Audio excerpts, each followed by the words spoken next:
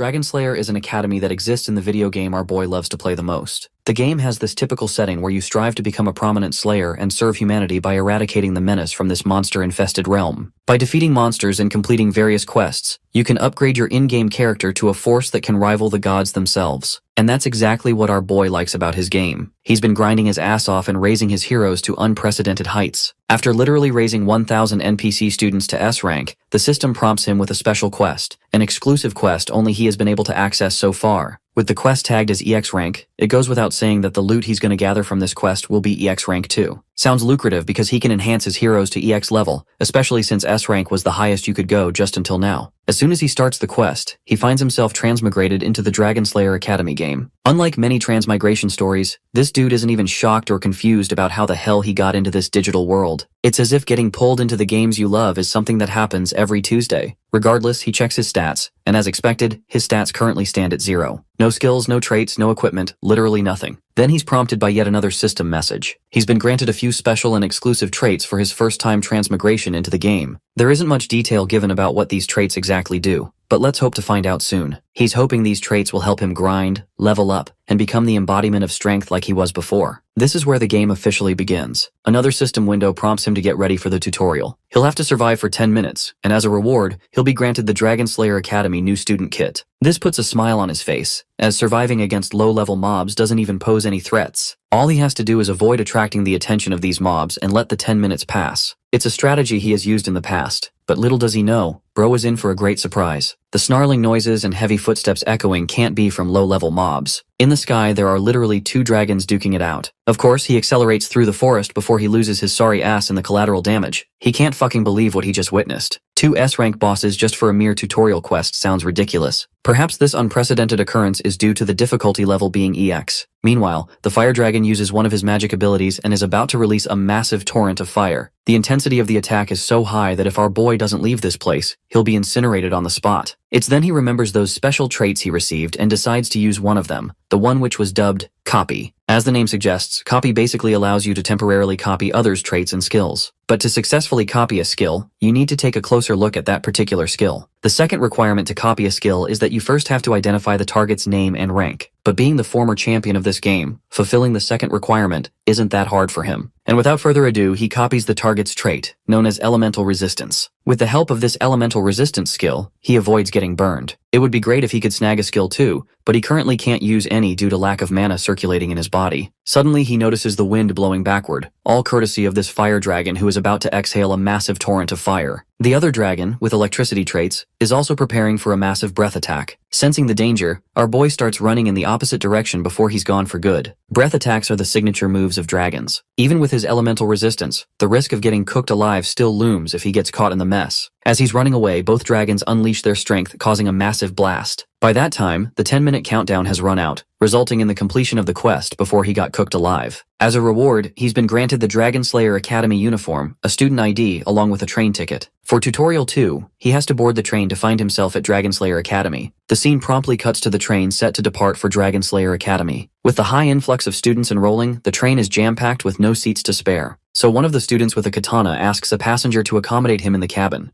But the only response the katana guy gets is dead silence from a girl who's sleeping soundly without a care in the world. Right at that moment, our boy also hops on the train, hoping to get a spare seat for himself too. The katana guy sheepishly points out how this girl sleeping there doesn't seem to be in the mood to respond. Right then, the girl in question wakes up from her slumber. Our boy insists she share her spare space, and the girl seems more than willing to entertain his request. As he makes himself at home, he introduces himself as Kim Ho before thanking her for the kind gesture. The girl reciprocates the greeting and introduces herself as Seo Ye-in. And as for the dude with the katana, he's feeling utterly devastated to see the unfairness of this world. He didn't get permission, but our boy did. Even though no one asked, he introduced himself as Go Hyun-woo. And once again, the only thing he gets in response from Seo Ye-in's end is dead silence. Anyhow, he too helps himself and takes his seat, grateful for the opportunity. Kim Ho questions Hyun-woo about the reason he was late to catch the train. The katana guy reveals how he witnessed 2 dragons on the way, a sight so magnificent it nearly made him forget about his main agenda of the day. Well, my guy also remembers seeing those 2 monsters, but his experience wasn't that pleasant. something he'd rather avoid remembering. The train finally begins to move. About this Dragon Slayer Academy, it's the place our boy kept coming back to every time he raised a new hero. So he basically knows everything about that place, like the back of his hand. This is part of the reason he isn't really excited to visit that academy, since there's nothing new to explore. Or at least, that's what he thought until he boarded the train. The students in his cabin, along with the other students and train staff, Kim doesn't recall seeing any of them. They're totally unfamiliar and new people, not some random NPCs he remembers. While this world shares great similarities with the game he once knew, the cast is completely different. This also means the upcoming events and quests have been altered too. So while trekking through the game, he wants to stay cautious about the unknown. Right now, the thing bugging the hell out of him is the blank stares he's getting from the girl beside him. About Yeon, she possesses these special eyes that can turn anything into stats and comprehensible data she can use. For example, she can see through all the stats or anything she needs to know about this katana guy sitting in front of her. She can see this dude is just your average Joe with mediocre traits. But as for our boy, his stats are incomprehensible. No matter how hard she stares at him, she fails to figure out anything about his strength, making him stand out. This is exactly why she's been staring at him with a clueless expression on her face. She recalls how her manager told her to get all cozy and nice to anyone she's interested in. That way, she can get closer to them. So, taking that advice to heart, she pulls out her suitcase, consisting of some important stuff and snacks she brought for the journey. In an attempt to appear nice and get closer, she offers him one of her cookies. Of course, Kim is naturally bewildered by this sudden and unexpected gesture coming from her. But saying no would be considered rude, so he takes the cookie. To further strike up a conversation, he casually asks if she baked them, and the girl responds affirmatively. Now it explains why the taste is pretty average. Kim then turns his attention toward Hyunwoo and questions him about the peculiar longsword resting beside him. The katana guy takes major pride while revealing that this thing is a sacred relic belonging to his martial sect. The reason it's wrapped up like this is because he hasn't qualified to break its seal yet, so he's left it wrapped. Until the day he becomes worthy of this katana, he'll use this spare iron sword as a substitute. As they're having their conversation, a guy with blonde hair barges in impromptu. His upbeat mood and big smile totally alter the vibe of the cabin. He too stumbled here while looking for a place to sit. Kim doesn't particularly like noisy guys, and this particular guy seems kinda shady. He already knows this dude isn't here looking for a seat, so he wants him to reveal his true intentions. The suit guy feels a little awkward after getting his lies laid bare. He pulls a business card out of his coat and introduces himself as Shin Byung-chul. He sells errand services to his clients along with a bunch of other services an average person would require in their day-to-day life. He promises to find you anything, for the right price of course. Our boy expresses his skepticism, but this snake tie continues to preach the good about his services. Kim has already seen through this shady dude who's running this shady business under the radar. Even now, this dude is being chased by the authorities for promoting his illegitimate business around. Throughout his whole pitch, he kept taking glances over and over outside, as if he's in deep trouble and being chased by someone. The guy denies such accusations and tries to run off before it's too late. Well, it's indeed too late already. The disciplinary committee has shown up here to take necessary action against this guy. The dude knows he's screwed. About this disciplinary committee, it's a group formed by students themselves that handles law and order within the academy walls. Yes, the same disciplinary committee that holds more power than the government itself. These guys waste no time flaunting their authority and demanding this business guy hand over the illegitimate stuff he isn't supposed to carry here. Poor dude tries to defend himself, highlighting how negligible his offense is, yet he's being treated like some fucked up cannibalistic serial killer on a leash. The head of the disciplinary committee immediately penalizes the poor guy with an electric shock for not cooperating enough. She's a lightning-type mage, something Kim finds very special and unique about her. After all, lightning-type mages aren't easy to find. Conveniently enough, he has one of the copy skill slots empty, meaning he has the perfect chance to grab her skill while he has the time. So, Kim decides to put this tasteless cookie to some better use. He promptly throws it on the ground, ready to use it as leverage against the disciplinary committee. Meanwhile, the disciplinary committee leader is already planning to proceed with the next step now that this shady dude has once again refused to cooperate. The only option she has left is to subdue him forcefully and confiscate everything from him. She throws a bolt of lightning shaped like a hummingbird, ready to penetrate the poor guy's body. When it looks like this dude is going to get screwed, my guy extends his hand and grabs that lightning attack before it can hit the target. Of course, that leaves the disciplinary lady in absolute awe. My guy, meanwhile, appears out of the cabin complaining how the commotion caused by the disciplinary committee had him drop his lovely cookie. The lady has no clue what this clown is on about. While my guy has already succeeded in his main agenda, he has acquired her lightning attribute magic skill, known as Hummingbird. Our boy talks about the loss of his beloved and most treasured companion a man could ever ask for, a cookie. With the cookie's life ruined, he blames the annoying student council members for ruining his day as well. One of the council members doesn't take his excuse lightly and thinks it's a ridiculous reason to try and interrupt them. Korean Jesus over here apparently wants to throw hands and threatens to harm our boy. In response, Hyunwoo reaches for his sword as well, stating that if they're gonna do this the hard way, then he won't hesitate to treat them accordingly. With both parties at a stalemate, we get a basic shot of them glaring at each other, to see who's gonna make the first move. Deciding to resolve things diplomatically, the leader of the council stops her impulsive subordinate and offers a free dessert coupon for Kim Ho's invaluable loss. Our boy is quickly satisfied with that exchange, leaving Byung-chul all on his own again. Truth be told, he never wanted to save the guy's ass to begin with, he just wanted to copy the lightning skill. Now that he has it, bro's got everything he needs with a skill slot and a trait slot fulfilled. Moments afterwards, the president of the council retrieves the item that Byung-chul apparently stole. It's actually a damn wig, stolen from one of the station attendants. Given that Byung-chul is a dog for money, he ended up doing a commission prank. Even Kim Ho thinks that this one is totally his fault. While leaving, the pretty girl warns our boy to stay cautious of Byung-chul and his schemes if he wants what's good for him. But Kim Ho doesn't really like it when other people tell him what to do, and believes that he'll handle the situation on his own. Korean Jesus warns our boy and promises to remember his face for the future, and as for Hyunwoo, he's busy investigating the discipline committee and learns from Byung-chul that these guys are the best of all the elites. Their current president, the one who shot the hummingbird spell, is called Song Chun-hye. Her name is so recognizable in fact that Hyunwoo realizes that she belongs to the famous Song family, the one that governs the Topaz Tower. This woman, apart from her good looks and immaculate outfit choices, isn't someone to be messed around with. Her grandpa is the Thunderlord Song Gyeong-yoon,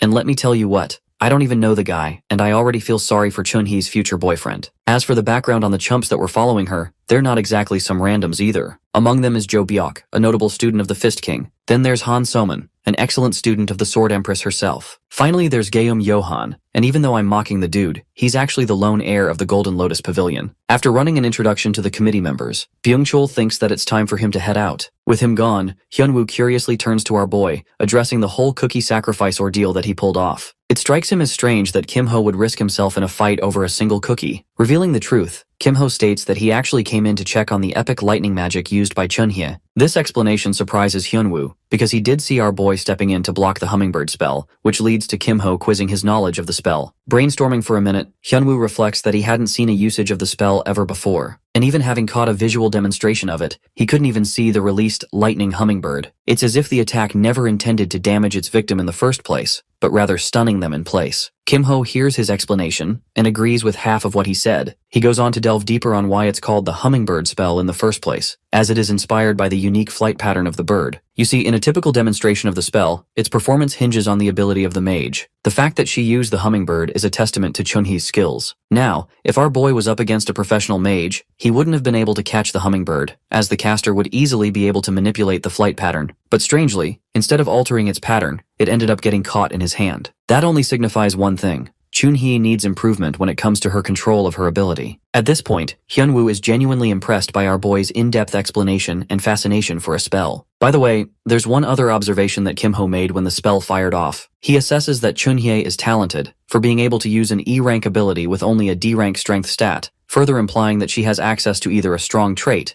and even raises the possibility that she might be loaded with internal mana. In any case, Kim Ho thinks that she'll easily live up to her reputation as the Thunderlord's granddaughter. Focusing back to Hyunwoo, he's quickly become a fan and friend of our boy in their short time interacting with each other. Kim Ho thinks that this guy's exaggerating it a little bit, but Hyunwoo's pretty serious about this, and even offers to help him out whenever the guy needs his help. Appreciating the gesture, Kim Ho immediately decides to use this opportunity and tasks him to come with him. At the same time, he politely requests a sudden favor to borrow 1 silver coin. In the next scene, we arrive to Kim Ho's chosen location. Sadly, the machine is out of order. And yes, it's a gambling machine because this place once used to be a casino. The machine appears run down and broken Hyunwoo's eyes, and yet, Kim Ho's willing to bet all his life savings on it. In other words, the one singular coin he obtained from Hyunwoo. The moment he enters the coin, initially nothing happens, causing them to wonder if it's really broken. But suddenly, the machine fires up and turns on, unlocking a hidden event called the Broken Slot Machine. Of course, it's something that Kim Ho knows due to him unlocking every achievement in the damn game. Using this as his golden ticket, our boy pulls the lever back, banking on the roll. But to both of their disappointment, the only thing he ends up obtaining in the end is a water bottle. Yes, not the wooden stick of destruction, or the unyielding fork sword, or even the secret American technique called the farmer's shotgun. Just a water bottle. Hyunwoo doesn't get what Kim-ho's doing over here, while our boy quickly explains that what they're doing is actually in direct violation to the rules of the academy, because obtaining any item from the machine is considered wrong. This makes Hyunwoo realize that he's basically standing by as a watchman, while our boy is using the lever back-to-back in order to reap the rewards of the machine. He also suspects that they'll be fine because the committee generally doesn't come by. And well, let's just add that to a famous last words before death documentary. Because only 1 second after, the discipline committee member Soman quickly comes to check on what they're doing. Soman reminds them of the consequences of using the machine, which will result in demerits. Clearly, the situation has flipped over its head, causing our boy to instruct Hyunwoo to keep her busy for a bit. The cute girl also reminds Kim-ho's accomplice that he's going to get punished too for helping a student violate rules. But to her disappointment, Hyunwoo genuinely doesn't mind facing the consequences. In fact, he unsheathes his blade, intrigued to test his abilities against the student of the Sword Empress. Soman also decides to get ready for the battle, and learns about his name. Without wasting time on any more introductions, Soman lunges into the battle with a powerful initial thrust. Her heavy attack is blocked by Hyunwoo, who then initiates a counterattack. However, Soman evades it without any trouble. After maintaining some distance, Soman channels some energy into her weapon and bolts ahead with incredible speed. Taking to the air, she uses her entire body weight for a downward strike. The force of her attack is so heavy that Hyunwoo uses both his hands to block it. Kim-ho's also watching the fight unfold, realizing that Hyunwoo is severely lacking when it comes to internal energy, hindering his performance in the fight. At the same time, our boy doesn't want things to get over too quickly because he's here for the full show. Gesturing his hand towards the swordsman, Kim-ho supplies an amplification spell, boosting the swordsman's magic core from grade E to grade C. However, this buff has a time limit of 1 minute and a cooldown period of 1 hour as well. This singular minute is the deciding factor for Hyunwoo, who is still struggling to keep up with the impressive Soman. The battle continues as the timer runs down to 14 seconds, making Kim-ho reflect that slot machines are usually avoided because of their inherent gambling nature. However, there is a piece of knowledge that none of the players know about. Its secret feature is actually the guaranteed jackpot trigger. Think of it as a pity system when it comes to your average gacha game. Initially, the players start the game with 5 coins, and right now it's Kim-ho's 5th and final spin. This time, however, he's dead confident in using the extra piece of silver he borrowed from Hyunwoo. Turns out that right after the 5th spin is over, the 6th spin confirms a jackpot guarantee. It's not even a fair chance, but a guaranteed 100% chance of hitting the best reward. The slot machine finally churns out the best thing it has to offer, which in this case is the dark ice crystal of rank C. The crystal comes with a potential hazard that it could cause the player's own death if used incorrectly. Anyway, the situation gets troublesome for our boy because the blue-haired baddie is about to stab him from behind. However, Kim-ho was ready for that, and knew that his trusted companion would step in to help him. Hyunwoo does end up deflecting the blow, but at the cost of shattering his iron sword. The time duration comes to an end, but to Soman's shock and horror, this man literally drinks the dark ice crystals even after reading the warning sign. Right away, the system initiates a status of frozen on his body. As you can expect, bro starts choking out, like that one satisfying scene where Joffrey gets poisoned in Game of Thrones. But interestingly in our boy's case, the frozen status keeps applying and removing itself, causing an unending loop. And only 1 second later, Kim-ho rises like nothing even happened, stunning both the committee member and Hyunwoo. Shortly after this scene, Hyunwoo asks about what he consumed from the vial, to which Kim-ho responds that it was a mana-replenishing elixir. Let's talk more about the unique 6th spin of the slot machine. Upon usage, it releases the dark ice crystal, but this thing is seriously lethal for most beginners that come across it, resulting in a horrendous death. It's so deadly that a piece smaller than a fingernail is enough to freeze your entire body into a statue.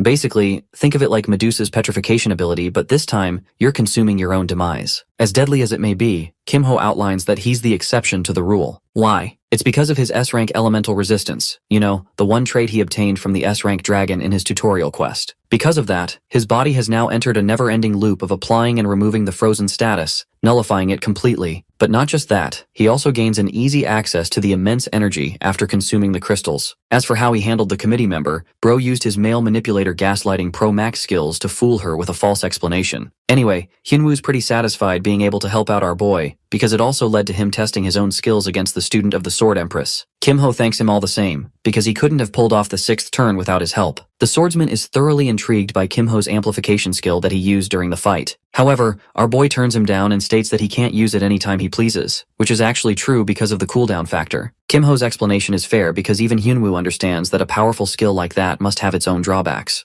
As for the sleepyhead Yane, she's barely catching on to their words. Speaking of which, our trio is about to reach their destination called the Dungeon Island, the final station of the train. Dungeon Island is famous for its enormous number of dungeons, and it was formerly a place reeking of criminals who didn't exercise any kind of law. Everything changed when the Dragon Slayer, the first and most memorable hero, made his mark on the island. First, he took care of every last criminal. Then he conquered all the dungeons on his own, and finally built a city using the island as its foundation. That city led to the creation of the Dragon Slayer Academy, the place that fosters the growth of incredible warriors. Arriving at the institution at last, Hyunwoo is amazed by the attitude of the crowd. The place is filled to the brim with many different students coming from all walks of life. Unexpectedly, the trio ends up bumping into Chunhye, the committee leader, who wants to see our boy back in her office. The scene cuts to the meeting in the committee room, a place of interrogation that is notorious for being so frighteningly life-changing that anyone who goes inside never returns the same. The interrogation kicks off with the committee testing his body for a checkup after he consumed the crystals. Of course, nothing comes up because the frozen status is no longer there. It leads to the committee doubting the legitimacy of the forbidden item in the first place. The interrogator Sehun, who is also the head of the interrogation department, makes it clear that if he dares to disobey the council, he'll get punished properly for the consequence. Even though no one got hurt this time around, they're not going to be lenient with our boy if he ends up here a second time. With that, the meeting concludes, much to the disappointment of the council leader. The thing is, the entire situation seems sketchy from start to finish. They don't understand our boy's intention to even use the machine if he wasn't aiming to obtain the forbidden item. And then there's the fact that the kid consumed it in front of their eyes, and in the end, nothing came up in the scanner report. Based on her observation, Chunhye strongly believes that their suspect has obtained some kind of illegal skill, and she recommends checking his current skills with something called the magnifying glass. Sehun agrees that they could do that, but highlights the problems that arise when nothing comes up as a consequence. If they use the method of magnifying glass, they have to be certain in their claims. Chunhye quickly realizes her faults and apologizes, while the senior tells her to handle things with patience. He also recommends that she quickly hurry to the entrance ceremony, or else she'll miss it. In the next scene, we have our boy returning to his group among the other freshmen. He's just completed tutorial number 3 by attending the ceremony on time, rewarding him with a few silver coins and a weapon selection ticket. Even though it's classed as rank E, it's better than not having anything at all. With this, he's also assured himself a good return on the coins he lost. Anyway, the entrance ceremony quickly begins, but it doesn't exactly give off the best impression ever. You see, the dude who comes to represent the school appears to be a low-tier junkie who looks like he's being paid to talk. Apparently, this guy once used to be the leader of the main Dragon Slayer squad. Because of tradition, the principal of the academy is always selected among the retired heroes who served on the front lines. Back at his prime, this same dude held a fancy-ass sword and stood at the top among other heroes. So aside from his looks, the guy is pretty cracked. Hilariously, he's infamous for being rejected by a certain saintess, and some suspect that it happened recently as well. I think I finally understand why bro looks like the way he does. He's battling the almighty friend zone. Anyway, the principal starts off by welcoming the new students of the academy. He talks about the academy's foundation, which, as its name suggests, is to create heroes to defeat dragons and help nurture them to become proper dragon slayers. The first hero of their time emphasized the word slaying, because he sought each of the students to understand the importance of becoming one. Kim-ho understands that this is supposed to be a welcoming announcement, but goddamn, the yap session is so long and cumbersome that half the students are falling asleep. I'm gonna go ahead and do you guys a favor by skipping the unending announcement dialogue. We get to the part where this man finally comes to the end of his announcement. The announcement concludes, and the only person excited like a puppy is none other than Hyunwoo, who finds it a meaningful experience, while any normal person like our boy couldn't stand it one bit. The swordsman has apparently grown used to long yap sessions because of his old master's ranting. Anyway, the ceremony reaches its second stage, as the students are reminded of the updated list of forbidden items for the year. If they're found possessing such items, they'll face consequences accordingly. Aside from that, the new students are going to be tested in the ground level of a dungeon to prevent any risks in the future. Instructor Four Eyes places importance on keeping it a safe environment for everyone and reminds them to follow rules. With that, the ceremony reaches its end. The students are in disbelief. The eternal announcement of death has finally ended. Right away, Byung-chul finds our trio and offers to get food with them. Also, it appears the dude has found himself a new tattoo because he probably pissed off the cute beast in the background. Anyway, Byung-chul tells them to eat well because starting from tomorrow, their lives will change with the first class. That same night, Hyunwoo and Kim-ho pleasantly discover that they're going to be dorm neighbors from now on. Our boy quickly goes inside to get comfortable, but he can't allow himself the sweetness of sleep just yet. Instead, he sits on his bed in a meditative stance, focusing all of his efforts to accumulate mana and build a core. It's about time we talk about the concept of a power engine. To use any skill that requires mana, one needs the use of a core. In reality, our boy has never crafted one before, but because he's played this game more times than he can count, he knows the theoretical aspect of it. Plus, he's already imbued a dark ice crystal with his mana, so that's pretty good for him too. The perspective cuts to Hyunwoo, who also appears to be in a meditative position, analyzing his fight against the incredible Soman. She has been his real opponent for a long time, and though they were both holding back much of their strength during the duel, the result would have been a lot harder to conclude in a real match. In reality, when Kim-ho came up and buffed the swordsman's core, he allowed this guy to survive much longer than he should have. In other words, Hyunwoo thinks of our boy as a master. It's the impression that remains constant in all of his interactions with Kim-ho. Not only does this guy maintain a calm composure, but he also has a sharp head on his shoulders to see through any situation. That's why Hyunwoo is at a crossroads and wonders if he can really trust him and ask for his help.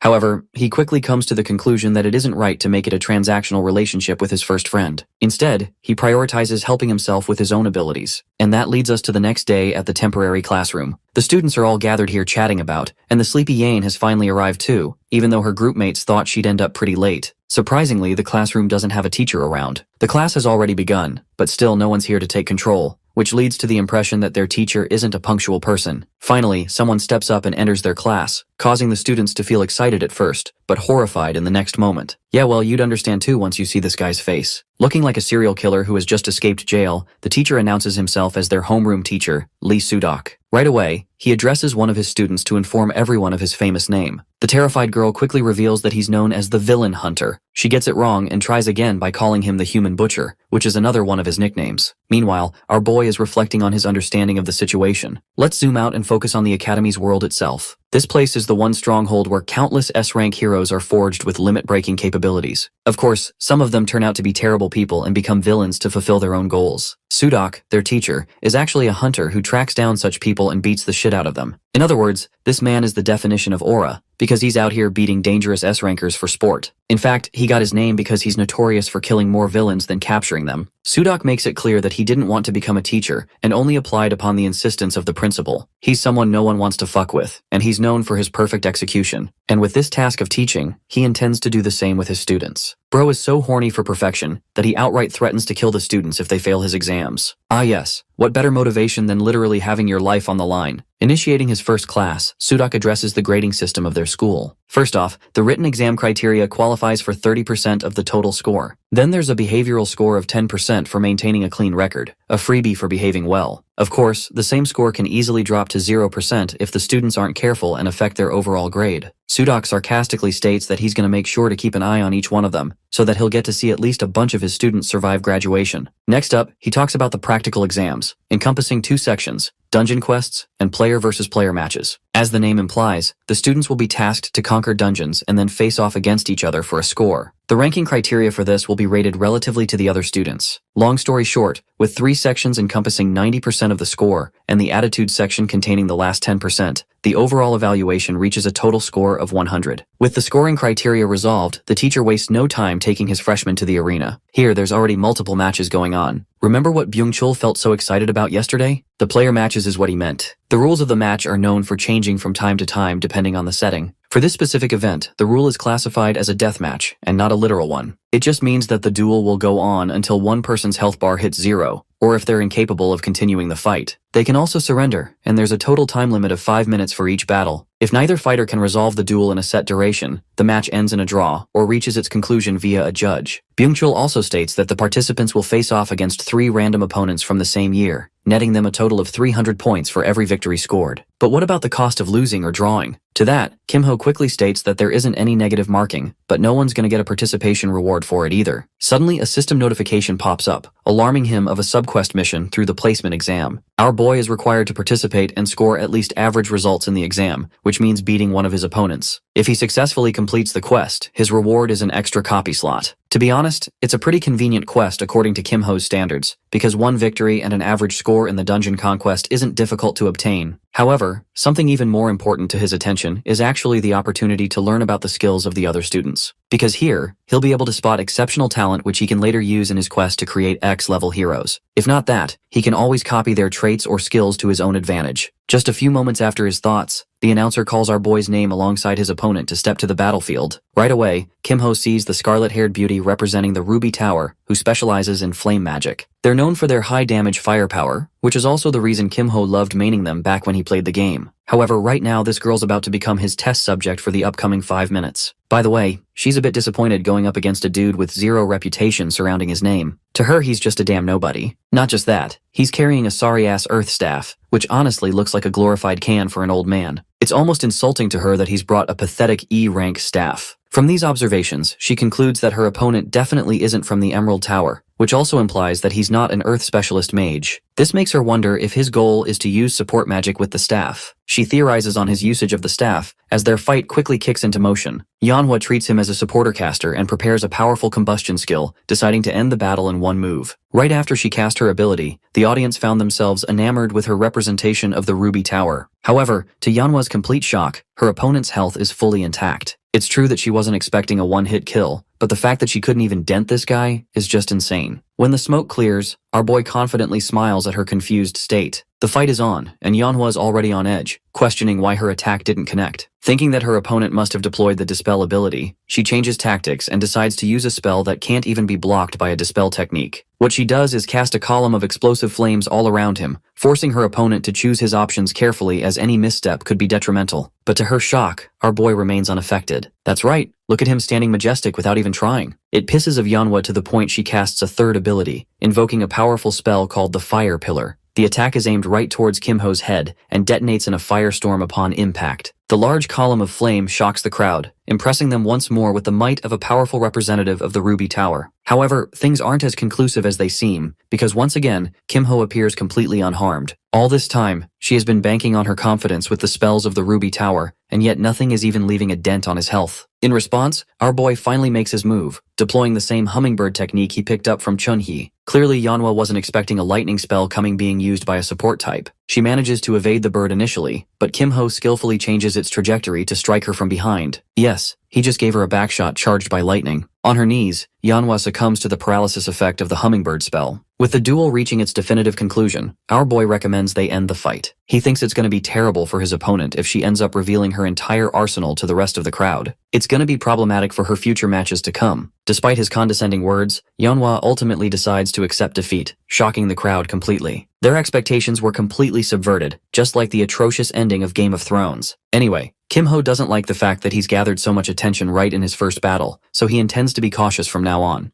Hilariously, he gets called up again for his next fight, not giving him any time to rest. This time, Chun-hee is going to be our boy's opponent. Yes, the same stylish baddie and the head of the first-year disciplinary committee. She's flexing her aura, but more importantly, she's got an issue to resolve with Kim-ho. Bro looks at her for a moment, and just to fuck with her plans, he surrenders from the fight before it even begins. Sudok is baffled by his sudden withdrawal, while Kim-ho simply reasons that he's no longer in a state to fight anymore. Even though the teacher suggests that he raise his score for the exam, our boy doesn't really give a crap as he's already achieved the one victory he wanted. He also initiates a complete forfeit for his third fight too, counting as his second and third loss, and further pissing off the Thunderlord's granddaughter. She roars at him for being pathetic, and for having a weak heart, unlike her grandfather who always advised to fight with resolve. Speaking of her grandfather, Kim-ho remembers that he used to be the Thunder Monarch at some point. He can sense his shadow in Chun-hee's demeanor. In any other context, the advice she gave here is actually useful, but in his specific case, it doesn't really mean a thing, nor does he care. Bro straight up walks away maintaining the same stance and handing her the win. Chun-hee begrudgingly accepts the outcome, even though she thinks it's supremely disappointing from his side. Before leaving, Mr. Ragebaiter 9000 tells Chun-hee to also send him his beloved dessert coupon that she promised. That little snarky comment gets under her skin so bad that it's a miracle she doesn't explode. Can't say the same for her next opponent though. Yang Ji-hong appears in the arena expecting a nice fight against someone from the Topaz Tower, but he had no idea that he caught Lady Lightning over here at a bad time. The result? Well, she fucking obliterates his body with lightning strike from Zeus, and within the first second of the battle, the fight is already over. The burns on her opponent's body are pretty bad, adding to her overall terrifying aura in Byung-chul's eyes, who thinks that Kim-ho made the excellent decision to stay the F out of her sight by forfeiting the fight. Did I just drop a bar? Ironically, she's glaring at him with a bombastic side-eye, with so much intensity that even Byung-chul couldn't avoid noticing it. But our boy doesn't care, or maybe he's too ignorant for his own good. He's impressed by her flashy debut as the Thunderlord's granddaughter. Meanwhile, the rest of the audience is actually fed up with the way Kim-ho forfeited his second and third fight. They're starting to think that dumb luck is the only reason he survived against Yanhwa,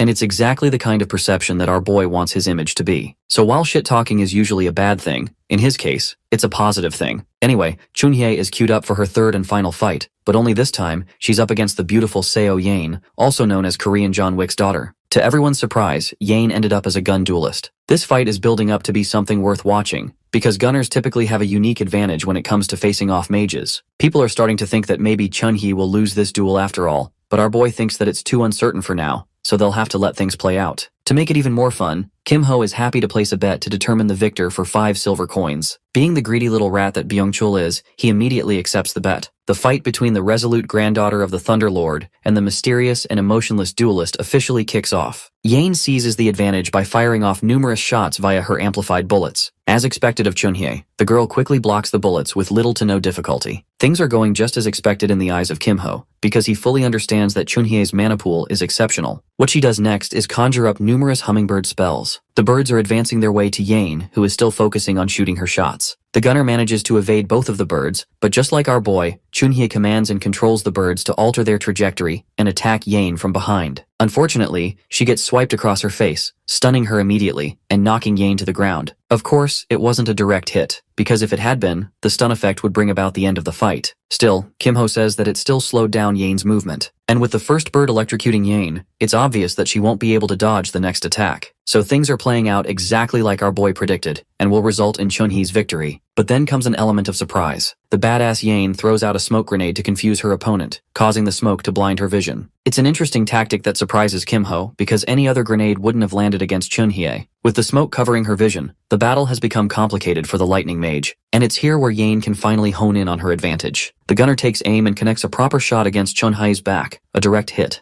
At first glance, it seems like the attack actually hit her, but luckily, Chunhye casted a defensive barrier at the last moment and still found herself off guard. She realizes that she's in grave danger in this situation, while the gunner quickly positions herself to take another shot. Interestingly, Byung-chul points out that Yane must be some kind of rich daughter of a millionaire, because she's actually using an invisibility cloak as part of her gear. Not just that, she whipped out an epic rifle to deal more damage too. One shot from the rifle is so threatening that Chunhye doesn't risk blocking it. She only dodges by a couple of inches. At present, their health bars are roughly equal, and half the duration for the fight has already expired. The problem with the invisibility cloak is that Chunhye can't spot her opponent at all. She's off guard every time Yane shoots another shot, which is exactly what the gunner does when she attacks from behind again. However, this time Chunhye prepares a tactic of her own. Thanks to her barrier, she's able to track down the mana bullet's exact trajectory, helping her narrow down her opponent's exact position. In the small time window she has, the determined lightning mage unleashes a wave of electricity on the ground, causing it to make its way to Yane, and forcing her to leap away. Despite having escaped the initial attack, she's in trouble because Chunhye has locked her sights. Then there's the fact that the gunner won't be able to dodge her next attack while in mid-air. The hummingbird quickly makes its way to Yane, stunning her with a solid direct hit.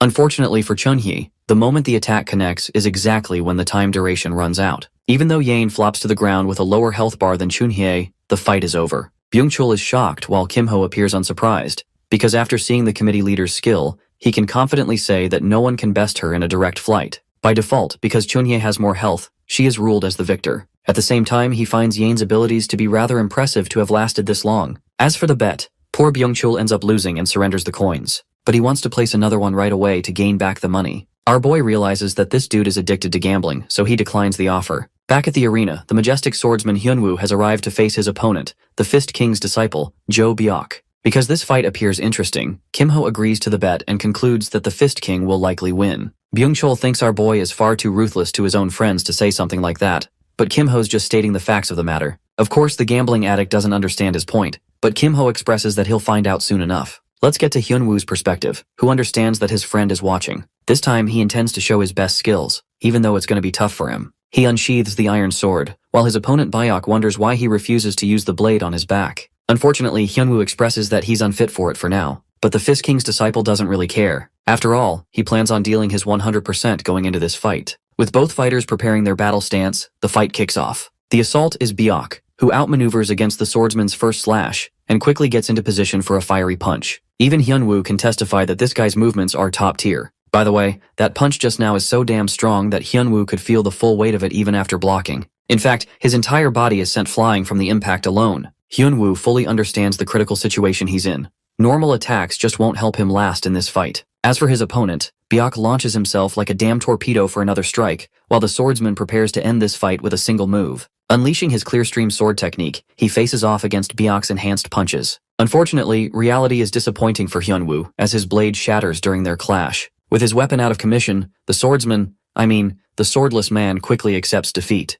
By the way, he did manage to leave a small cut across Byok's shoulder, who looks forward to their next encounter. The fight concludes just the way Kim-ho predicted, because the iron sword is a really weak weapon for someone like Hyunwoo's skills. That's the first thing that came to our boy's mind when he saw the guy fighting in the train. It's like Hyunwoo has some kind of obsession with breaking his iron swords in every fight he's in. Byung-chul, on the other hand, is suffering from yet another upset. Poor guy is snuffed out by our boy, who expects his timely payment. Since Byung-chul is running short on silver coins, Kim-ho offers him a chance to pay in some other way. Our boy insists that he pay up by offering him a good chunk of information. Later that day, they share lunch together, because the announcer revealed that there'll be a raid placement exam after the break. The trio sits together, while our boy grows impatient with this numbskull eating so slowly. Byung-chul wraps up his sandwich and asks what he wants, causing our boy to inquire about the top performers from all 4 factions. Byung-chul doesn't care about sharing this much, believing that this kind of information isn't that special to begin with. Let's talk about the 4 major factions and what they represent. Aside from the Student Council, which is the official group of the Academy, there are 4 major factions. There's the Muram Alliance, the Guild Federation, the Magic Tower Society, and the Knights Order. I'm not gonna lie, that's like 4 different Manhwa universes jam-packed into one school. As for the leader of each faction, there's the majestic grandson of the Sword Saint, who commands the Muram Alliance, Mo Young-jun. Next up is the Ruby Tower's representative, who holds command over the Magic Tower Society, Hong Yunhwa. Yes, the same girl who was helpless in her fight against our boy is actually a prominent member of her society. Thirdly, we have the Guild Federation, ruled by Druid Park Nari, who is famous for her tiger-striped cat. Interestingly, there's another member in her guild who apparently hides their strength. Finally, we have the Swordmaster's son. See? Literally a Manhwa title right there. I didn't know Jinrun Candle reincarnated into this universe. Anyway, Lee Seong-hyun represents the Knights Order as the 4th and final faction. The lineup is pretty damn impressive according to the list Byung-chul has shared. Suddenly it dawns on them that Hyunwoo's nowhere to be found. Byung-chul remembers about the club president and quickly dashes away in worry, leaving Kim-ho wondering what's up with the guy. With him gone, he's left alone with the silent Yane. You see, Kim-ho feels like the girl is extremely isolated, and he feels bad for her in a way, so he tries sparking a conversation about the cookie she shared with him the other day. Kim-ho shares that he received a coupon from Chun-hye, so he's happy to treat her back for the cookies. The coupon manifests a nice blueberry cake, and Yane happily accepts joining in. While eating the cake, she asks for his opinion on her duel against Chun-hye and why he thinks she lost. Kim-ho quickly answers that normal mana bullets just can't pierce mana barriers, which means it's seriously difficult for her to win against a mage with a high mana pool. At the same time, Kim-ho believes that if Yane hones her talent to amplify her bullets, she can turn the tide. Of course, the gunner doesn't get the appeal of training mana, and to his shock, our boy learns that she's never done mana training in her entire life. Curious, he inquires about her process of conjuring mana bullets, inviting a confused look on her face. Getting curious after hearing her answer, Kim asks if she has really never trained using the magic bullet skill, but the girl flat out denies it, saying she has never learned it at all. That reply completely throws him off because for a gunner, magic bullet should be the first thing in the book. Kim can't help but wonder if Yane has been landing her shots all this time purely on instinct, and the thought that she managed to hold her own against Chun-hye without even knowing the basics of mana training makes his head spin. Realizing just how lost she is, Kim decides to offer her a bit of help, explaining that once she gets the hang of mana control and learns the magic bullet skill, things might actually start to feel a whole lot easier for her. Later on, it is already time for the placement exam. As the students gather in the hall, their homeroom teacher begins to explain the rules for the conquest exam. Standing in front of a portal, he tells them that the test will take place inside the dungeon known as the Mist Forest. The nervous guy then starts laying out the dungeon's special conditions, starting with the first rule called high score. It basically means the number of monsters each student defeats within 10 minutes will be counted as their score, so the objective is to take down as many monsters as possible before time runs out. The second rule is something they call the fixed zone, and to put it in plain terms, it is more or less a rank-locked area where every piece of gear, every trait, and basically everything gets downgraded to F rank. The homeroom teacher informs everyone that even their core will be affected by this rank lock, and warns them not to get any funny ideas, especially when it comes to managing their mana. After laying that out, he starts calling names one at a time so the students can head into the dungeon. The room quickly fills with groans and complaints as most of them start whining about how unfair the rules are, which only makes the teacher realize just how useless the majority of them seem, aside from a few decent ones like Han Somi and Choi Jung-pi who might actually stand a chance. Next up, he calls in the following batch, which includes Kim and Yane. As they prepare, Kim casually tells her to try using a rifle and recommends going for headshots on anyone who dares to get too close. Meanwhile, Chun-hye can't help but find it strange that some guy who is not even a gunner is busy giving out tactical advice like he's some sort of expert. After that, they split up, and Kim steps into the dungeon alone. It's been a while since he last visited this place, so he takes it as a chance to test just how much stronger he's gotten. As the timer begins, he wastes no time and takes down a goblin who clearly thought his little ambush was clever enough to work. In the Mist Forest, monsters spawn wherever they want, making things tough for students who aren't used to the chaos. But like with every system, this dungeon isn't without its flaws, and Kim knows the biggest one lies in its fixed patterns that tend to repeat. Thinking back on the goblin's position, he figures it might be part of what's called the C pattern. With that in mind, he readies his short blade and throws it right on cue, nailing an ogre straight through the eyeball and into the skull. For a second, he wonders if he even needs a staff anymore, and grins as he casually picks up the fallen monster's weapons like they're just handing out loot. From there, he starts stacking up points like crazy and dives into the fight without holding back. While he's on his rampage, two trolls think they've found the perfect target and charge at him, but things don't go their way at all since Kim doesn't even flinch. Just before heading out, Kim remembers that there's a replay feature and quickly deletes the footage, knowing that if the system ends up syncing the monster behavior with his exact moves, it could land him in some serious trouble later. With barely 3 minutes gone, he already has more than enough points to complete the subquest requirements and figures it's best not to draw any extra or unnecessary attention. As he steps outside, he spots Yane walking out looking completely drained and mumbling about how tough it was in there. Seeing Kim come out so early makes the homeroom teacher recognize him as the same guy who once chose to forfeit a PvP match. And now here he is again, not even lasting the full 10 minutes. In his mind, he scoffs at what he sees as a weak mentality, and silently mocks the idea of someone like Kim ever becoming a dragon slayer. But that judgment shifts real quick when he checks the ranks and realizes Kim has already made it to the mid-high tier bracket. The fact that someone reached that level in such a short span seriously messes with his expectations, since it's the first time he has seen anything quite like this. Deciding it's worth keeping a closer watch on this kid for now, he calls up the next group of students, which includes Hyunwoo and the rest. Kim then checks the leaderboard and notices that even the top talents like Lee and Moyoung-jun seem to be sitting around Han Somi's level, which makes him wonder if maybe Hyunwoo could actually pull ahead. And right then, it happens. Hyunwoo takes first place with the highest score, proving he's not just riding on luck. Impressed by the result, Kim praises his friend the moment he steps out, but Hyunwoo quickly shifts the credit, saying it was all thanks to Kim for letting him reset during the PvP match. Of course, not everyone's thrilled to see them succeed, and a few people nearby throw some passive-aggressive comments about Kim, but Hyunwoo starts getting riled up while Kim casually winks at him, signaling him to ignore the noise and save the energy. When Kim asks if the test is done, Hyunwoo points out that Chunhye's score hasn't shown up yet. Meanwhile, inside the dungeon, Chunhye is clearly struggling as goblins surround her, and she barely manages to slow them down. Just then, she remembers what Kim said to Yane about aiming for the head and decides to try it herself, channeling her mana into one solid point while drawing her bow for a heavy shot. In the end, her score ends up being pretty low, and as it flashes in front of everyone, she gets flustered and mutters under her breath about how unfair it is to show her score like that. The homeroom teacher then calls off the exam and announces that the results will be out tomorrow, telling everyone to rest up till then. Right after dismissing the class, he heads straight to the computer guy without wasting a second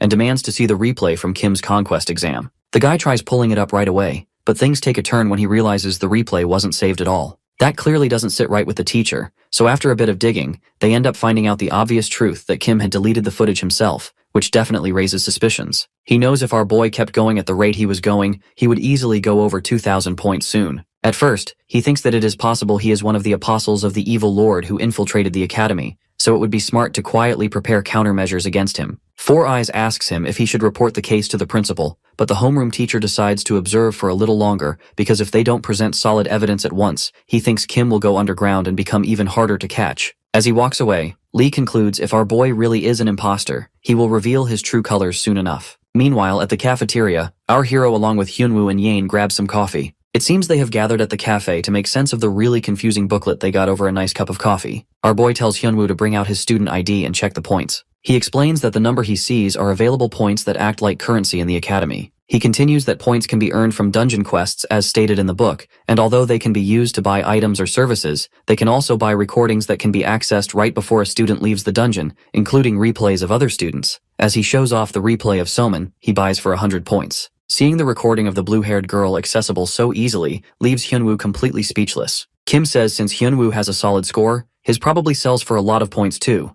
and that's exactly what happens. As Hyunwoo watches in surprise, he gains 300 points from people buying his dungeon replays. Kim's buddy immediately realizes that is actually really bad because other students can analyze him and discover his weaknesses. He tells Hyunwoo that although he got lucky due to special rules inside the dungeon, everyone will find out soon enough he has a really weak core. But because of how much points are worth, the gamble is worth it. Then, our hero reveals that there is a special training room where the mana is dense, so it allows him to cultivate and grow faster. Hyunwoo shoots out of his chair in amazement that such a place even exists, but Kim tells him not to get too excited because there are strict conditions on entry. Hyunwoo quickly guesses that it probably costs an arm and a kidney, and he confirms it costs a whole 500 points for only 6 hours. It doesn't take long for his buddy to realize that if he goes there daily, he's going to be more broke than the homeless people on the streets. So his friend asks if there's another way, and our boy excitedly tells him they can buy the season pass, which is given to the top clubs, meaning they would have to steal the spot from someone like Moyoung-jun in the swordsmanship club, which seems pretty impossible. So Hyunwoo is quick to give up, but Kim lets him know he can hook him up in return for a favor.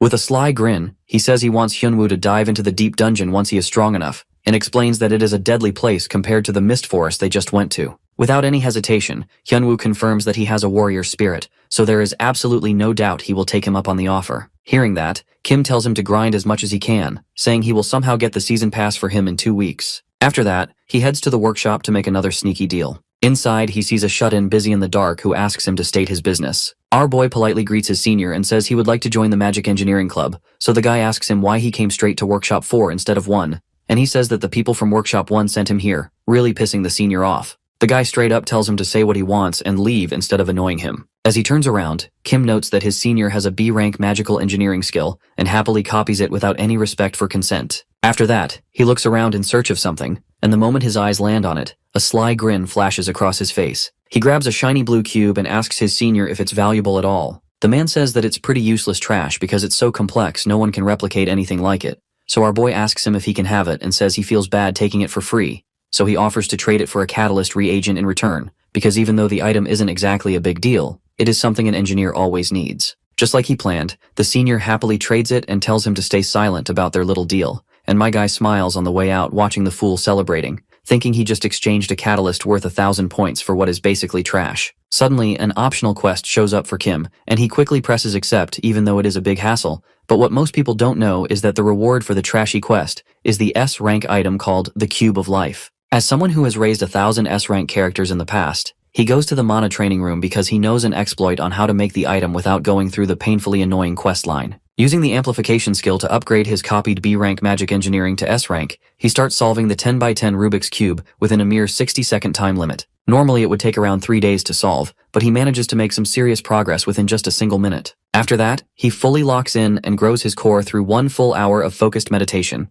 and keeps following it up with 1 minute of cube work on repeat non-stop, because he has to get the Cube of Life before Friday to be in time for a very special event. The next day in class, he is surprised to find Yain arriving early while Hyunwoo is weirdly late, but he is quickly distracted by Yain's surprise dinosaur cookie attack. While our boy is absolutely enamored by her crunchy dinosaur cookies, Hyunwoo finally shows up, and he asks him how it went in the special training room. With a big wholesome smile plastered on his face, Hyunwoo says it was amazing and he believes he will get a breakthrough in no time. Hearing that, Kim promises to get the season pass as soon as humanly possible, while Yain gets crippling depression at him calling her adorable bear cookies dinosaurs. Then their homeroom teacher enters the class and announces that the battles will be held in the arena moving forward, and the time limit will be increased to 10 full minutes, so they better use each moment smartly. He also explains that every first year must complete 3 matches within the week, and their score will be heavily decreased if they refuse to take part. Hearing that, Kim silently grins in anticipation of the event he's been eagerly waiting for and thinks it's finally time to destroy the competition. He checks the system panel and notices a subquest that increases the reward based on how many victories he gets after playing 3 PvP matches.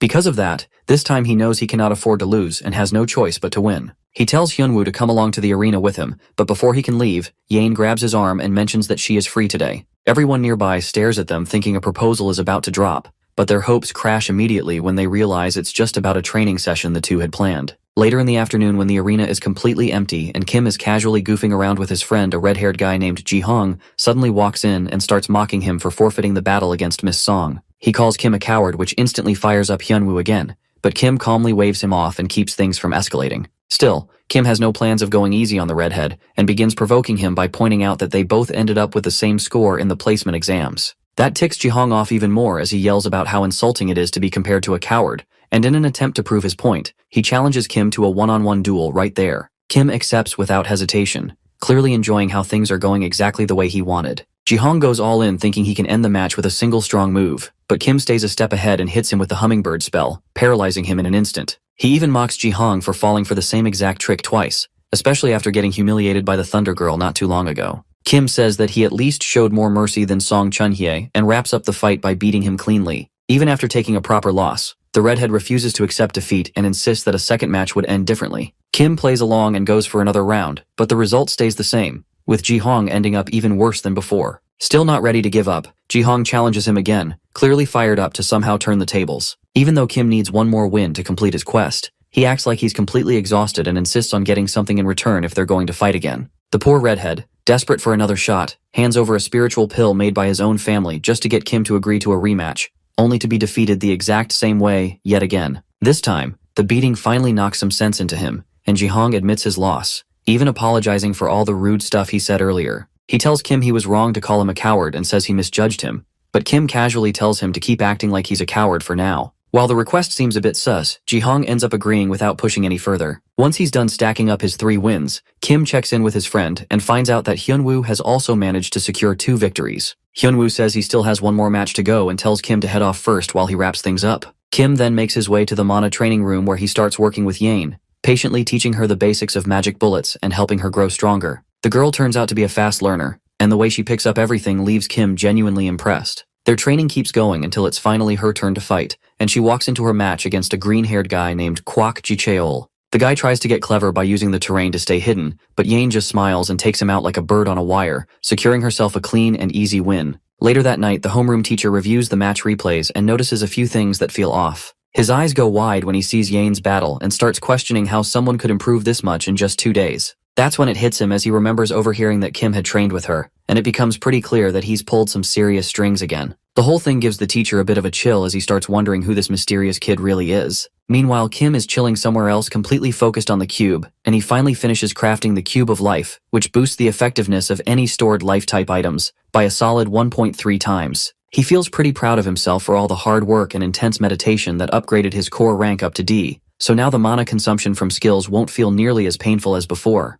With his preparations finally complete, our hero confidently gets ready to advertise his new little invention. On his way to class, he runs into the Druid Park Nari, and just as he planned, all animals like her cat are incredibly sensitive to life energy, so the cube instantly attracts Tiger Kitty, and it proceeds to leap right into that bad boy, making itself quite comfortable. Nari apologizes for her overly curious cat being so pushy and politely asks it to come out, but as a druid she instantly senses the rich life energy emanating from his strange invention. Right then and there, Kim tells her he has to go, so it would be great if she could take back her cat more clingy than his ex. Intrigued by the mysterious cube, Nari asks him if he is from Class 3, and after that she finally takes her leave while still apologizing, resulting in a major success in Kim's quiet mission to grab the Nature Club's attention and snag that precious season pass. Then, he gets fully ready for his long-anticipated main event. Later in class, the teacher is reading off some boring lecture, but he intensely waits for just one more minute until the event is triggered. After class ends, the students begin unwinding and chatting around, when suddenly a deep red aura shines brightly, and a pulsating orb appears out of absolutely nowhere. Lightning erupts from the mysterious orb and strikes every student in the room, but their panic is short-lived as it disappears just as fast as it came.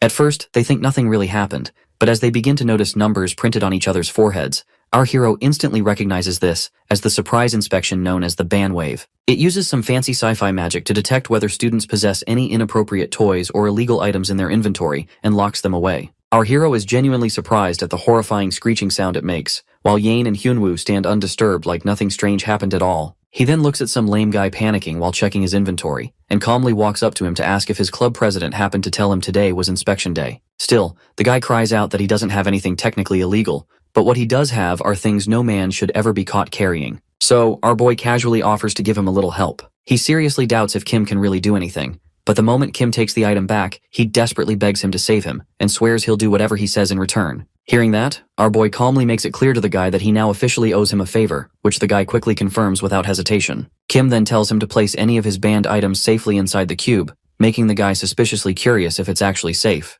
Hiding together under the table like two totally suspicious guys, our boy tells him to take it or leave it. Hearing the footsteps getting close, he panics and quickly dumps all of his contraband inside the Cube of Life without another word. Suddenly, Chunhye makes an explosive entrance and yells for all the filthy villains to freeze right where they're standing. She immediately notices the boys hiding under the table and demands to know what exactly they're trying to hide. But our hero casually gets up and replies that they're just having a private boys' talk, and it's none of her business. The guy with the number on his forehead backs him up, insisting they weren't doing anything suspicious at all, but Chun-hee tells him to empty his pockets of whatever sketchy trash he's carrying anyway. Then she turns to Kim and tells him to bring out whatever he's hiding too, because the orb doesn't lie, and she's hit with disbelief when it fails to react at all. Dumbfounded, she stares while Kim excuses himself and strolls off, feeling quite satisfied that he managed to obtain the Cube of Life just in time for Friday, because demonstrating the usefulness of the only item that can bypass the bandwave will give him serious bargaining power. After class, he walks back through the hallway with the same guy, who can't stop thanking him non-stop because he probably wouldn't be breathing anymore if he got caught carrying the bad stuff he had.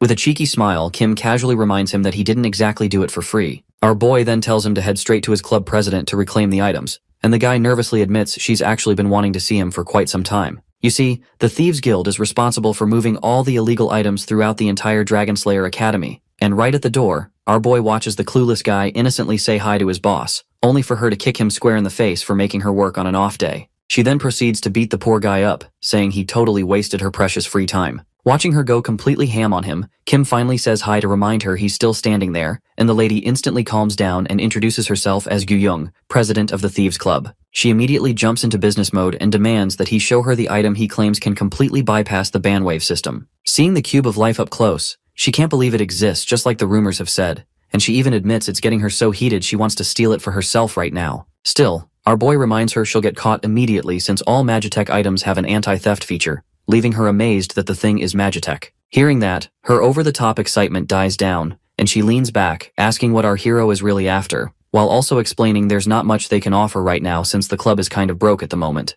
But he assures her that he won't ask for anything they can't actually do, and then politely requests that she personally escort him into their temporary underground storage room for a little private business discussion. That instantly sours her mood, and she narrows her eyes, asking him if he's actually being serious, because the temporary storage room is the place where all the confiscated contraband gets dumped right after being caught by the bandwave. She explains it's usually screened within 1 week by the higher-ups, after which it all mysteriously vanishes to a place no one knows anything about. However, our boy calmly claims he already knows the president herself will be heading there in a day or two, so she asks him to just be honest if he is a lackey working for the disciplinary committee. He shrugs and lets her know that he's got nothing to do with that stuck-up bunch. In fact, he's on pretty bad terms with them. Hearing that, she says, while she is thankful for the help earlier, his current request isn't exactly something easy she can pull off without problems. Just then, he catches her completely off guard by saying he already knows the temporary storage is guarded day and night by members of the disciplinary committee, and that while breaking in is already tough on its own, getting out after the job is nearly impossible. That's exactly why he offers her a solid deal that she only needs to help him with getting out, and in exchange, he will hand over the Cube of Life. The president pauses and seriously ponders his proposal, realizing it would be incredibly useful for the Thieves Club to hide their most valuable items inside a magical cube that not even the bandwave can detect. As she ponders it over, he locks eyes with her and gives her one last opportunity to accept the deal before it's off the table completely. Overlooking the site where the covert operation is about to go down, the thieves have gathered. Before making any drastic moves, club leader Dang Yu-young did a preliminary headcount, making sure everyone was present. Everyone was accounted for, but her thieves were confused with the addition of an unknown rookie. Without giving up much info to her members, Yu-young simply stated that the kid is there to help. Naturally, the senior thieves were skeptical of the boy. The job is risky enough as it is. Adding another rookie into the mix could mess things up. Davin, the club's tech girl, and support from outside the site verified that preparations are complete. As one final piece of advice, the leader warned Kim Ho to avoid standing out at all costs. Once they're in, the priority is nabbing rare small items. Infusing their legs with shadowy powers, the Thieves Club charged forth. The technique was called Silent Steps, a handy B-rank movement tech. Since the Life Cube had been crafted, Kim Ho felt free to clear magic engineering from his skill slot and replace it with a crucial stealth skill. All it takes is seeing the club execute the tech. Meanwhile, the sole guard manning the entrance was wholly unprepared for what was about to happen. Suddenly, he saw bizarre butterflies flying around him. When he figured that something fishy was going on, the butterflies had already detonated, turning into a restrictive substance through shadowed flight. It was a perfect rope and gag to deal with unprepared guards without causing severe harm. In this old building, the third floor secretly houses a ton of confiscated treasures. It's only natural that the authorities placed countless security spells around the place. After bypassing a decent bit of those traps, the group was spotted by a patrolling guard inside. The patrol tried to raise his staff but was quickly tied up and neutralized by the thief twins. Afterwards, they encountered even more guards, and the group swiftly and efficiently dealt with security personnel without unnecessarily shedding blood. They eventually reached the final corner leading to the temporary storage room. Before breaching the mother lode, Dang Yu-young pulled out an artifact for a final check. Through a magic glass, she spotted a troublesome goblin-looking guy guarding the door to the storage room itself. He's a third-year hard-ass wielding an A-rank axe called Hell Cleaver. For a thief like Yu-young, this is the worst matchup possible. It looks like Kim Ho has to step in and lend some help early tonight. He turned to the girl boss and confirmed if she had Shadow Dream in her skill list.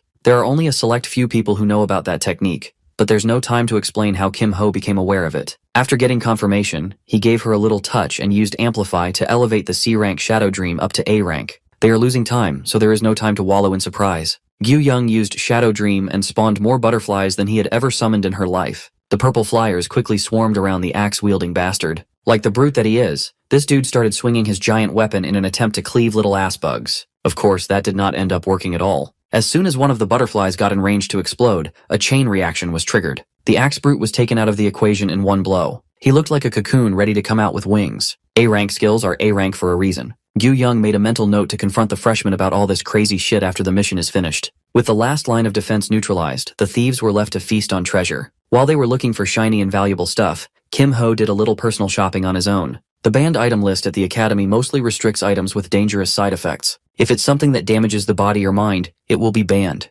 Tonight, Kim Ho is targeting banned items with elemental penalties, like this shock stone that causes paralysis. With his S-rank elemental resistance, these items are practically free of drawbacks. After a few minutes of careful scouring, he finally felt satisfied with his haul. Since they have a little more time, he might as well browse for some skill books. Skills with severe elemental penalties tend to be strong after all. Browsing through stacks after stacks of skill books, he finally found something that caught his attention. It was a smoldering book giving off incredible heat. Since Kim Ho is lacking in the combat skills department, this grimoire depicting a fiery fist is a godsend. While the team was packing up the loot, some unexpected guests barged in. Dragonslayer Academy's Student Council President, Song Chun-ki, and second-year Discipline Committee member Guak Seung-jae have come to complicate things. Dang Yu Young wasn't fazed. She was more annoyed than anything. They might have picked the wrong night to pull this operation off. Not willing to hear them out at all, the Student Council President demanded complete surrender and a peaceful transfer to the disciplinary room. The longer this operation drags on, the worse it will get for the thieves. In that case, Gyu Young pulled out one of their contingencies and yelled at her people to split up and escape. She dumped something into the ground, generating a shadow haven that conceals allies inside for a few minutes. Of course, that was enough time to get out of dodge. Guak Seung-jae pulled out a divination crystal and quickly tracked down the thieves still stuck inside the building. After passing the word to the entire security team,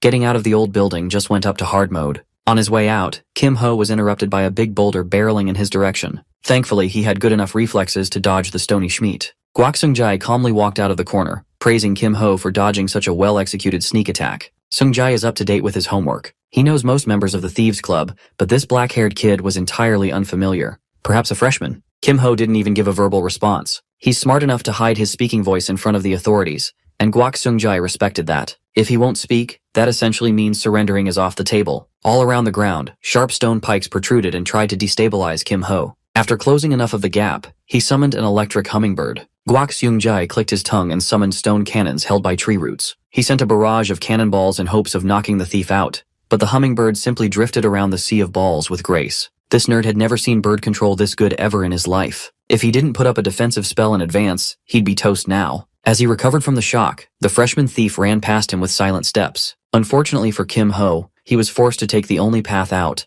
and that path just happens to be riddled with a kill trap made of more rock cannons. Guak Seung-jae detonated another barrage, seemingly intent on making an example out of this freshman. No one had ever taken one of his planned hits and survived. As he was about to check on the aftermath, Seung-jae started sweating as the temperature around the hallway climbed to infernal levels. The last thing he saw was a thief with a fist burning like it came straight from the depths of hell. Feeling the pressure as he witnessed a forbidden skill in action, Seung-jae poured every bit of mana he had in his body into building a robust triple bloodstone wall. That fancy defensive technique is no more than paper thin against Kim Ho's smoldering punch. He executed Inferno Fist with devastating mastery, tearing through the wall and sending Seung-jae packing. This time, he lucked out and succeeded, but controlling a forbidden skill was harder than he thought. The power level in particular is hard to manage. Thankfully, he pulled back just enough to avoid causing any serious injuries to the poor sap. The school probably wouldn't step in, but the Emerald Magic Tower and Disciplinary Committee won't stay silent. Those nosy bastards will work overtime to uncover Kim Ho's identity. They won't find anything, though. Suddenly, the sounds of footsteps attracted by the commotion inched closer. That's Kim Ho's cue to get out of here. As he silently steps out of the battlefield, the freshman disciplinary kids arrive. The very next day, a few people were escorted to the Student Disciplinary Committee's Room of Truth. Sitting in the hot seat, Dang Yu Young acted her ass off while claiming innocence. She's been in custody for so long that she ground down the Student Council president and left the room. Disciplinary Committee Chief Oh Se-hoon took over the interrogation process and went with a gentle approach. He calmly handed the temporary storage's item ledger to Gyu Young, and she rifled through the pages with elation. She inwardly thanked Kim Ho for getting involved. Page after page, small but valuable items were pocketed by her club. The committee chief and everyone else know the culprit, but they don't know the method they use to keep the items, nor do they have any concrete evidence. As usual, Gyu Young firmly denied the accusations. If she has to take the fall for a case without real evidence, it won't hold up anyway. For now, the chief can only give a weak-ass disciplinary action to the main culprit. After leaving the room of truth, she came across the rest of the disciplinary committee. Counting the heads inside the room, they seem to be short by one core member. Seeing her acting smug annoyed Song Chun-hai. She thinks the mastermind is shamelessly playing dumb. Reaching her boiling point, Chun-hai barked about one of the thieves using something as dangerous as Inferno Fist to send Senior Guak Seung-jae to the infirmary. In truth, Gyu Young had no idea what this girl was talking about,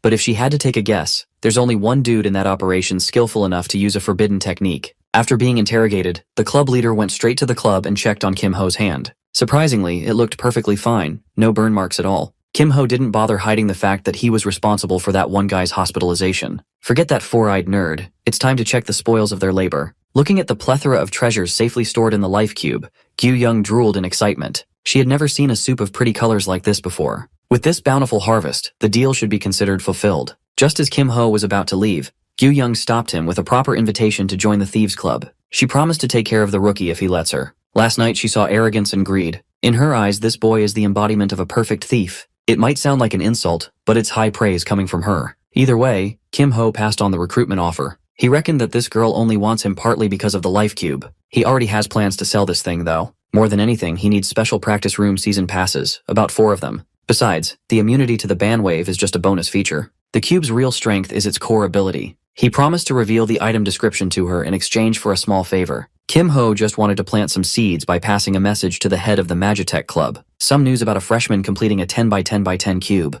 Gyu Young agreed and was flabbergasted upon reading what Life Cube is really all about. Enhancing the effects of stored life items by 1.3 times. Something that busted would sell no matter what the price in some factions. Before he finally leaves, Gyu Young seriously urged Kim Ho to consider her invitation, even without the cube in the equation. She values everything he can bring to the table, so he promised to think it over. A weekend passed, and a few days of silence cooled the disciplinary committee down a little. Today, Kim Ho is heading to class with the permanently lethargic Seo Ye-in. It's only Monday morning, and she's already moving like a zombie. As they got closer and closer to their next class, Kim Ho became more and more certain that he was being tailed by some brats from the Emerald Magic Tower or the Nature Club. He doesn't really care if they snoop, but nipping the problem in the bud is the less annoying way of dealing with this kind of thing. So he let Ye-in go to class first while he cleaned up some rats. Seo Ye-in quietly relented, but she also noticed the two barely hidden snoops. Kim Ho turned around and directly confronted the annoying duo. The girl was alarmed, and the boy was arrogantly pleased that Kim Ho saved him the trouble of initiating the confrontation. He proudly claimed to be a mage from the Emerald Magic Tower. The blue-haired girl was much more polite with her approach,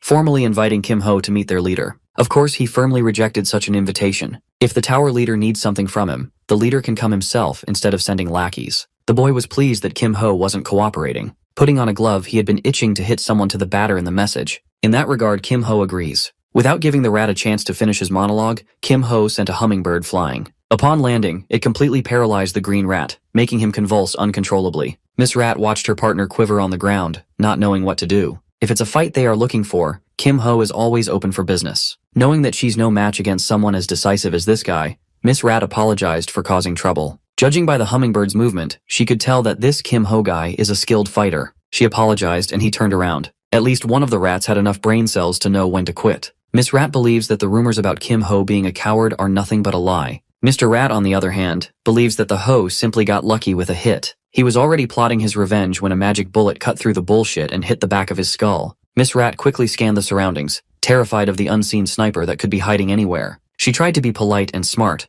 but Miss Rat was implicated and shot in the head. The Emerald Magic Tower representatives were effectively neutralized. In the class, the instructor discusses how dungeons are designed to drain those who enter. Running out of resources inside is tantamount to failure. Surprisingly, Seo Ye-in got in her seat later than Kim Ho. Maybe because she was busy sniping some bitches outside. Finally, the instructor announced that their next raid test will be in a time attack format. Surface-level dungeons can be challenged multiple times in practice mode, but you only have one shot at the real thing. For a time attack, one must rest the target and destroy the totem within 5 minutes to pass clear. Students are encouraged to practice their most efficient route before the live raid starts. Since this will be a duo challenge, Shin Byung-chul immediately clung to the last exam's top scorer, Go Byun-woo. Kim Ho gave the guy the go-ahead to pair up with another one of their friends. It looks like his partner has already been decided as soon as the instructor announced. Seo Yeon clung to his sleeves while declaring that they are a pair now. Just when you think Miss and Mr. Rat are done being punished, we turn our attention to the Emerald Magic Tower. Some smooth head guy with the power to control trees is pouring his anger and frustration on his lackeys. His brother, a disciplinary officer, was beaten by a thief after all.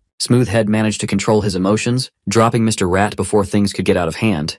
Sitting on his wooden throne, Smoothhead wallowed in his bad premonition. Emerald Magic Tower President Mok Jung-hwa plans to meet the infamous Kim Ho under the advice of the Nature Club's president, Ha Soo-yeon. The tower's reputation is in the gutter. Perhaps they could bounce back a little if they get their hands on that weird cube. Jung-hwa plans to take it as payment for insulting Emerald. Hearing the boss's plan, Mr. Rat spoke out of turn and volunteered to be deployed once more for a chance to redeem himself. He insisted that he was just careless the first time around. Jung-hwa is open to giving him a chance for redemption, but failure would result in expulsion from the club. Even with such stakes, Mr. Rat confidently took on the mission. Just to be safe, Mok Jung-hwa agreed to lend Mr. Rat a golem to help crush that enigmatic freshman. While schemes are cooking in the Emerald Tower, our boy is running around the Goblin Swamp alongside Seo Ye-in. This is their first practice run, just a trial to get a decent feel for the time attack trial. To earn both the top reward in solo and duo dungeons, the system gave Kim Ho under a minute to clear both tests. The solo dungeon won't be a problem since he could go all out there. The duo assessment is a little trickier. If he taught Seo Ye-in the fixed pattern of this goblin-infested swamp, speedrunning would be a breeze. However, giving her a cheat code like that won't help her grow naturally. She would benefit more from practicing her own rotations and routes. A few minutes of running and gunning later, the duo finally arrived at the flooded goblin's den, the swamp's boss. Before engaging, Kim Ho asked his partner if she wanted to go with dodges or full offensive right away. Beating a boss nets the team 120 bonus points. With such a tasty reward in line, how could you not risk it for the kill? Kim Ho got into the most optimal position to support Ye-in's DPS using the control that Hummingbird provides. Unfortunately, the boss monster was not dumb enough to tank an obvious attack with his body. Nevertheless, the Flood Goblin's attention was drawn, leaving Ye-in wide open for a clean shot with her rifle. Upon pulling the trigger, she hit the back of the goblin's bald-ass head. Her magic bullet doesn't have enough damage to pierce through and kill in one shot. If anything, it just made the boss more hostile and erratic. Madly swinging his sword, the Flood Goblin shifted his aggro onto the sniper. In such close range, the rifle's advantage is completely nullified. Even so, Seo Ye-in did not panic even for a second. She calmly raised her aim and pulled. Part of her confidence comes from her trust in Kim Ho, who always makes the right move at the right time. Using Amplify on herself, Hummingbird's rank has been raised from rank E to C for a limited time. As a result, the bird became bigger and more pronounced. Its voltage is higher, and the paralytic property is even more potent. With a completely stunned goblin in her sights, Ye-in lined up a brutal 5-meter shot. The practice run was a smashing success. Adding their kill points, time remaining, and clear bonus, the duo scored 649 points. They shaved their best time by a lot since the first run they tried, and there's still room for improvement. Before running it back, Ye-in asked her partner if he could demonstrate that magic shot technique again. After spending more and more time with her, Kim Ho realized just how competitive this girl really is. She's clearly annoyed that the goblin boss didn't fall when she had the first clean look. Since she wants to work on specific parts of her game, it would be better to head to the training center. In the shooting range, Kim Ho devised an extensive lesson on a skill called Discharge. As of now, the quality of his partner's mana shots is top-notch. However, she's merely using them as tools and nothing more, effectively wasting their potential. To demonstrate with an easy example, he shaped a magic bullet and pretended that his hand was a mana gun. This way, he was able to show a more detailed demonstration of the quick mana release with a perfectly timed snap. This is the core principle of Discharge. It's similar to shooting a normal mana shot, but grasping those minuscule adjustments could really change the technique and power drastically. Following his instructions, Seo Ye-in tried to emulate Kim Ho's finger gun demo. When she tried to send it forward, the bullet illogically fired backward. For a great gunner, she weirdly lacks all the basics. To lower the difficulty a little, they downgraded to just shooting mana shots instead of forming bullets. Seo Ye-in's assignment is to perfect her mana shot while Kim Ho grabs something to eat for dinner. As he was about to leave, she offered him a black card to use to pay for the food. Based on the luster on that thing, Seo Ye-in must be a filthy rich young lady. Upon arriving at the cafeteria, Kim Ho took advantage of the unlimited funds and got a little bit of everything. While he was ordering at the counter, that swordsman, Han So-min, noticed him from across the room. Song Chun-hai turned her head and bit the metal fork she was using in half. Composing herself,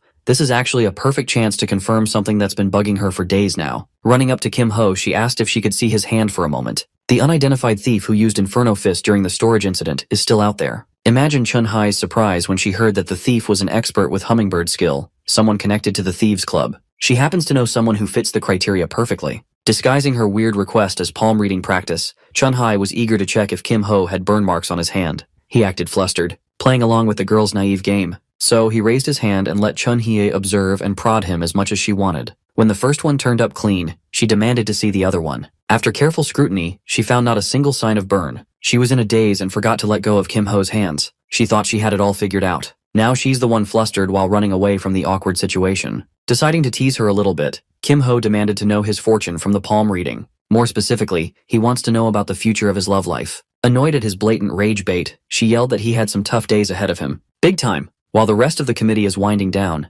this headstrong girl is still hunting the culprits. Thankfully, Kim Ho played this interaction well enough to stave off further suspicion. The next day came, and the Kim Ho Ye-in duo is still at it again with a speedrun practice. This time, she opted for 2 pistols instead of 1 big sniper rifle. This way, she could barrage and blitz goblins with sheer numbers. After dealing with the small fries, it's finally time to bring out the literal big guns. As usual, Kim Ho took on a more supportive role by spamming hummingbirds as a stunner while Ye-in dishes out the lion's share of damage. This time, her shots weren't only crisp and deadly, they were powerful enough to tear through goblin weapons uninterrupted. Adding the remaining time, kill count, boss elimination, and clear bonus, the duo scored 728 points. After that clean performance, Kim Ho gave Ye-in the praise she deserved for perfectly integrating what she learned yesterday into her battle skills. For the first time since they met on that train, Kim Ho saw the sleepy lady smile.